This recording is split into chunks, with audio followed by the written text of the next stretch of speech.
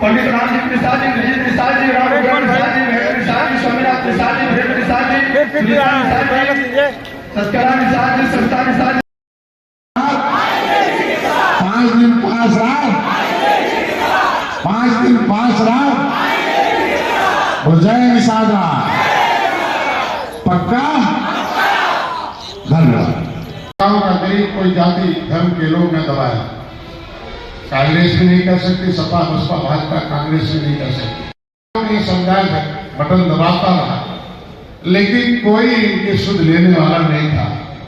लेकिन धन्य हो जय निषाद राज का नारा और निषाद पार्टी के कार्यकर्ता इस कदर जय निषाद राज के नारे को लगाया, अपने झंडे को उठाया, अपने भारतीय संस्कृति निषाद भगवान राम और निषाद राज के उस त्रेता के उस संदेश को इस कदर आवाज दिया कि 2014 में इलाहाबाद में प्रधानमंत्री मोदी जी को 9 बार जय निषाद राज का नारा लगवाकर ये समुदाय अपना सम्मान बढ़ाने का काम किया।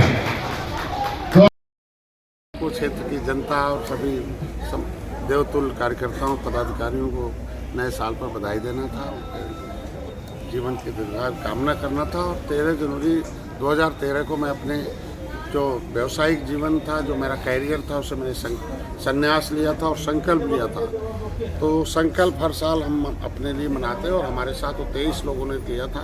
तो हर साल धीरे धीरे हजारों में लाखों में आ गए और इस बार का संकल्प दिवस गोरखपुर में मन रहा है निषाद पार्टी का। और उसमें माननीय मुख्यमंत्री योगी आदित्यनाथ जी शिरकत करेंगे अतिथि के रूप में। और उसमें हजारों कार्यकर्ता संत कबीरनगर से जाएंगे और हर जिले से ऐसे हजारों हजार आएंगे, लाखों कार्यकर्ता आएंगे। इनको आमंत्रित करने आया हूँ और इनका आशीर्वाद और प्यार और स्नेह लेने आया हूँ। ये जो एक तो हमारी एक आंदोलन घूम रही है संत कबीरनगर, जहाँ से मैंने जिस उद्देश्य को आंदोलन की शुरुआत किया था। और उस आंदोलन में एक मुख्यमंत्री वो थे जिन्होंने गोली चलवाई थी, दूसरे मुख्यमंत्री जिन्होंने हमारे लिए उस समय साथ दिया था। और मेरे उस मुद्दे को हल करने के लिए मुख्यमंत्री जी हमारे दिल्ली तक वकालत करते हैं। हमारी फाइल को प्रस्ताव दिल्ली भेजा और दिल्ली में प्रधानमंत्री, मुख्यमंत्री, गृह मंत्री और हमारे राष्ट्रीय अध्यक्ष नड्डा साहब उस हमारे आरक्षण के मुद्दे पर विचार कर रहे हैं और उनको जल्द आश्वस्त कर रखा कि जल्द इनकी समस्याओं का समाधान होगा। और हम लोगों ने जो पार्टी बनाई थी उसकी शुरुआत भी इसको संत कबीरनगर धरती से हमारे ढेर सारे कार्यकर्ता थे और यहीं से ढेर सारी महिला मोर्चा, युवा मोर्चा थे, जिनके माध्यम से हम लोगों ने इस पार्टी को खड़ा और बड़ा किया है। तो जहाँ खड़ा और बड़ा होता है तो रीढ़ की हड्डी कार्यकर्ता होते हैं, इसलिए कार्यकर्ताओं का प्यार और स्नेह, उनका मार्गदर्शन, उनका सहयोग आवश्यक है। और एक ऐतिहासिक रूप से यहाँ के सारे विधायक हमारे सहयोग से जीते और एक निषाद पार्टी के विधायक भी हमारे साथ संत कबीरनगर मैदान से, तो अभी मैदान में कार्यक्रम था।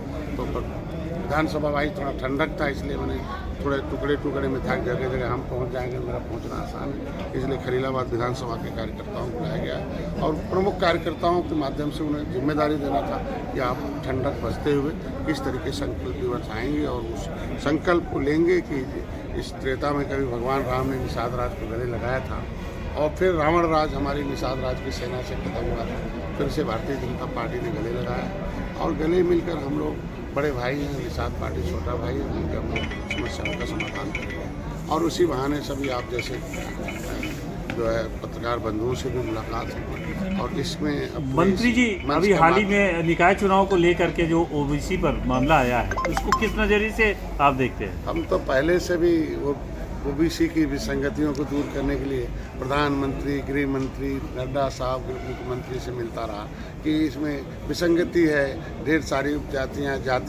अनुसूचित जाति की सूची में पिछड़ी में ढकेल दी गई हैं, जो गैर संवैधानिक है, विसंगति दूर होनी चाहिए। विसंगति मिली तभी कोर्ट ने टिप्पणी की है। वो विसंगति की जो कारक हैं वो सब पिछली सरकारें हैं, जिन लोगों ने 2004 से 2014 तक उनके सहयोग से केंद्र की सरकार चलती रही। संविधान बना अनुसूचित जात का, अगर आरक्षण फंडामेंटल राइट में है तो पिछड़ी जात का जो आरक्षण है उसको फंडामेंटल राइट में क्यों नहीं डालवाया गया, जब इनके सहयोग से केंद्र की सरकार मजबूर सरकार चल रही थी। इसके मतलब ये लोग पिछड़ों के नाम पर वोट तो लेते रहे, लेकिन लंबे समय से आप भी तो है सत्ता में हम अभी इन्हीं लोगों से सीखने के बाद इन्हीं लोगों की जो समस्याओं का समाधान नहीं कर पाए, उसी समस्याओं का समाधान करने के लिए पैदा हुआ और धीरे धीरे उसको करने लायक बन रहा हूँ। और जिस दिन उस शक्तिशाली लायक रहूँगा तो देखेगा सारी। आरोप लग रहा है कि भाजपा आरक्षण खत्म करने वाली, आप उनका साथ दे रहे हैं। देखिए, आरोप लगाने वालों ने लेकुना लगाया। हम कहे कि आरक्षण खत्म कैसे, मेरे मुख्यमंत्री जी खड़ा हैं, तुरंत सुप्रीम कोर्ट गए। हम कहते हैं कि बिना उन्होंने के बयान दे दी, बिना आरक्षण के हम जो है चुनाव नहीं कराएंगे। तो ख़त्म तो इन लोगों ने किया है सामाजिक न्याय समिति की रिपोर्ट के आधार पर कि आरक्षण का मलाई कुछ ही एक परिवार के लोग, जाति की छोड़ दीजिए, कुछ ही एक परिवार के लोग खा रहे हैं 30 सालों से। अनुसूचित जाति की मलाई कुछ ही एक परिवारों को लोग खा रहे हैं। गांव का ननपुराम अभी वैसे ही है। तो मैं तो चाहता हूं, सामाजिक न्याय समिति का रिपोर्ट है कि सबको मिलना चाहिए, सबसे निचले पावदान पे लोगों को मिलना चाहिए। मेरी सरकार की मंशा। नगर निकाय चुनाव को लेकर राहुल गांधी कांग्रेस यात्रा लेके निकले हैं, क्या कहेंगे? देखिए, जिसको समाज लोकतंत्र में जो जनता जो है वो सुप्रीम होती है, जनता ही निर्णय जज होती है, और जिसको जनता ने नेगलेक्ट कर दिया हो, जनता ने उन्हें मतलब अस्वीकार कर दिया हो, उसकी बातों का क्या जवाब देना है। भारत कभी टूटा ही नहीं था, भारत हमेशा जुड़ा हुआ था। वो अपने लोगों को जोड़ ले, वही काफ़ी है। मंत्री जी, ओम प्रकाश राजभर जी की गठबंधन के संकेत दिए हैं, भाजपा के प्रति उनका रुझाव भी बढ़ रहा है, तो क्या उसके बारे में? अब भाजपा के साथ आए थे तो हीरो बन गए थे, और जाते कहाँ पहुँच गए हैं बेचारे भैया हमारे। मैं तो उनसे यही कहूँगा कि वो अनुशासित रहें, मर्यादित रहें, और जिस समाज को उन्होंने जो वादा किया है उस वादे को पूरा करने के लिए बिना सत्ता, बिना ताकत के नहीं पूरा हो सकता। इसलिए बड़े भाई हैं हमारे, मैं तो उम्मीद रखता हूँ कि हमारे साथ आएंगे, हम लोग मिलकर इन समस्याओं का समाधान करेंगे। पिछड़ों की राजनीति कर पिछड़ों को कितना लाभ पहुंचा अभी तक? बहुत कुछ हुआ। आप यहीं मध्य प्रदेश देख लीजिए, और यहीं बिहार देख लीजिए, और उत्तर प्रदेश के पिछड़े देख लीजिए किस हालत में है। बहुत अच्छे हैं, कम से कम अपने हक हिस्से के लिए हर क्षेत्र में पिछड़े दिखाई देते हैं। मत्स्य विभाग आप कह हर रहे सर, क्षेत्र में लेकिन दलित दिखाई देते हैं। तो ये बहुत बड़ा सौभाग्य है। पिछड़े के मुख्यमंत्री कितने सालों से यहाँ हैं, एक बार दलित मुख्यमंत्री है, पिछड़े मुख्यमंत्री हैं, दर्जन भर। मगर में निषाद बहुत ज्यादा है सर, लेकिन एक भी निषाद चुनाव लड़ने की कैटेगरी में नहीं है सर। नहीं, ऐसा नहीं है। अब हम आ गए हैं, उसको लड़ने लायक बना रहा हूँ, और सहयोग देके लड़ाऊंगा भी। कार्यकर्ता है, छोटा चुनाव है, छोटा चुनाव कार्यकर्ताओं का होता है। मंत्री जी, आप मत्स्य मंत्री, आप उसे लड़ाएंगे। ये कि इसका गठन कब किया गया था, किस सन में किया गया था? क्या करें आपसे बोले? मत्स्य विभाग का मत्स्य गठन कब विभाग, किया? देखिए, मत्स्य विभाग ने अंग्रेजों ने फिशरीज एक्ट बनाया था, और अंग्रेजों ने फिशरीज एक्ट बनाकर हमारे रोजी रोटी पर डकैती डाला था। पिछली सरकारों ने भी उसी एक्ट को लागू कर दिया, पट्टा नीति, जिससे ये मछुआ कमाएगा और सरकार को चुकाएगा, आधा पेट खाएगा और भूखों सो जाएगा, और फिर ऐसे ही बेईमानों की सरकार बनाता रहे। मेरी सरकार आई है, इस मछुआ नीति में परिवर्तन किया है, इन्हें अनुदान की व्यवस्था की है। पहली बार है 70 साल में प्रधानमंत्री मत्स्य संपदा योजना ब्लू रेगुलेशन में इन्हें 60% सब्सिडी देने की व्यवस्था की है, इन्हें ज्ञान देने की व्यवस्था की है। गठन कब किया गया था, किस सन में किया गया था? मैं कहता हूँ गठन का याद हमें नहीं, दिन मालूम है कब हुआ, लेकिन अब इतना जानते हैं 12 अक्टूबर 1871 को हमारे ऊपर क्रिमिनल कास्ट घोषित किया था। 1971 में, तारीख तो नहीं बताऊंगा, 1971 में फिशरीज एक्ट बनाया गया था हमारे रोजी रोटी पर डकैती डालने के लिए। हमारी सरकार ने फिशरी अभी जो है मछुआ कल्याण कोष की स्थापना की है, अभी जो है मुख्यमंत्री संपदा योजना की अपना किया है, निषाद राजबोट योजना की अपना किया है, प्रधानमंत्री संपदा, ये सारा का सारा। इनको फ्री में बीमा है, इनको हम 40% सब्सिडी दे रहे हैं, इन्हें ट्रेनिंग दे रहे हैं, इन्हें जाल खरीदने के लिए दे रहे हैं, इन्हें मछली पालने के लिए दे रहे हैं, रेयरिंग यूनिट लगाने के लिए, नाव खरीदने के लिए दे रहे हैं। इनको हर क्षेत्र में मदद करें, इनको बच्चों को पढ़ाने लिखाने के लिए मछुआ कल्याण कोष की स्थापना की है, उनके घर बनाने के लिए दे रहे हैं, उन्हें इलाज कराने के लिए दे रहे हैं। तो ये अब हमारी सरकार कर रही है इस नीति के अंदर। आरक्षण कब दिलाएंगे सर? आरक्षण के लिए आप जो है 70 साल से उलझाया हुआ मामले को